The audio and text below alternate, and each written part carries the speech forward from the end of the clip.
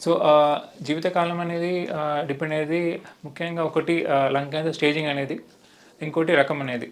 So, stage ఎర్లీగా ఉన్నప్పుడు మొదటి ఆర్ సెకండ్ ఉన్నప్పుడు సో, వాళ్ళకి లైఫ్ స్పాన్ అనేది ఎక్కువగా ఉంటుంది. ఎందుకంటే ట్రీట్మెంట్ ఇందులో సర్జరీ ఉంటుంది ఇనీషియల్‌గా. సర్జరీ ఉండి ఆ తర్వాత chemotherapy are radiation depending on the size బట్టి ఉంటుంది. అలాగే టైప్ బట్టి కూడా ఉంటుంది. సో, ముఖ్యంగా ఇందులో 2 రకాలు ఉంటది. ఒకటి non small cell, small cell cancer అని చెప్పి.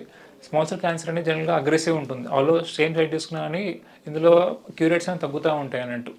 సో, ఇంకోటి అడ్వాన్స్ స్టేజ్‌లో కూడా ఈ మధ్య కాలంలో చూసాము నాన్ స్మాల్ సెల్ క్యాన్సర్‌లో లైక్ అడ్వాన్స్ ఉన్నప్పుడు లైక్ 4 ఉన్నప్పుడు కూడా కొన్ని కొత్త రకాల మందులనేవి వచ్చాయి.